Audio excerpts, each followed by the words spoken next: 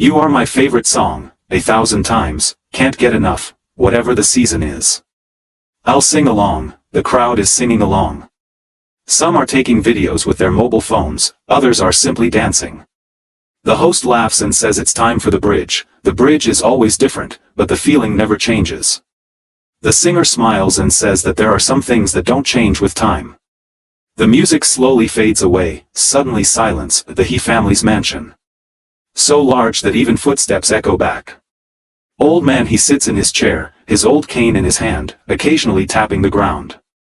His face is stern, but deep within his eyes lies a sense of fatigue and unease. The butler and assistant stand erect, none daring to speak. Old man he says softly that ever since he opened his eyes, his mind has been occupied with only one thing, his lost grandson. The butler explains that news has been spread throughout Jiangcheng, and anyone who provides even the slightest information will be rewarded. Old man he slams his stick against the ground and declares that he doesn't want a reward, but his own blood. The He family's reputation isn't so weak that a child can be lost. If fate took him away, fate will restore him. The scene cuts to an old apartment. Inside, the lights are dim, and an old fan is whirring. Mother lies on the bed, breathing a little heavy. Daudu sits beside her, his homework notebook closed, just looking at her. His little finger is wrapped around hers, as if letting go would send her away. Uncle is sitting in the corner. He says the doctor has changed the medicine again, but it's expensive. Mother smiles and says it's okay, whatever is enough. Dodo says innocently that when he grows up, Mother will never have to wait for medicine. He'll make so much money that even the doctor will salute him. Mother laughs and tears. She fixes Dodo's hair and says her son possesses the richest thing, courage. Nighttime. Uncle takes Daudu outside. The streetlights are on.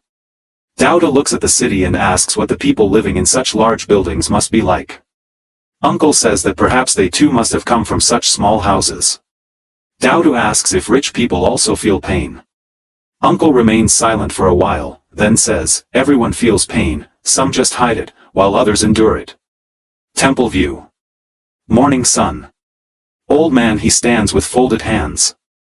He says he's won much in life, lost much, but today, for the first time, he feels like he's lost a piece of his soul. The butler says softly that sometimes what's lost lives on in memories. Old man he stares and says he wants to meet reality, not memories. Just then, a man arrives and says he might know about a child. Old man he looks at him with hope, but as the conversation progresses, it all turns out to be a rumor.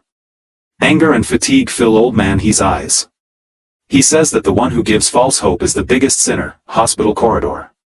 Nurses are chatting in groups. One says Mr. He is a very strict man. Another says that if she catches his eye today, her life will change. Mother hears all this, but remains silent. She first puts on her uniform, then her banquet clothes. Stopping in front of the mirror, she tells herself that she won't chase anyone's dreams. Her world is only Dodo. The banquet hall is filled with light. Soft music is playing. People are laughing and talking. Old man he enters. Everyone stands up straight. He slowly walks in, scanning the faces of the people walking by. The butler reminds him that the woman was a doctor, young, with a sincere look in her eyes. Old man he walks forward, observing each face, then his eyes fall on Dodo. Time seems to freeze. The noise slowly fades away. Old man he can only hear his own heartbeat. Daudu stands holding his mother's hand, completely unperturbed. Old man he feels as if he has seen himself as a child. He slowly approaches and leans in, asking, "Son, what is your name?" Dodo says in a simple voice, "Dudu." Old man his hands tremble. Years of memories flash before his eyes. He tells himself, if this isn't a joke of fate, then what is? Mother immediately pulls Dodo to her. There's fear in her eyes. Old man he looks at her, and for the first time, his voice softens. He says that sometimes what we're looking for is right in front of us, we just don't have time to recognize it. The banquet hall fills with noise again, but old man his world is reduced to just Dodo. The same song can be heard in the distance, as if fate itself is playing the background music. You are my favorite song, 1,000 times, can't get enough. The camera slowly pans back.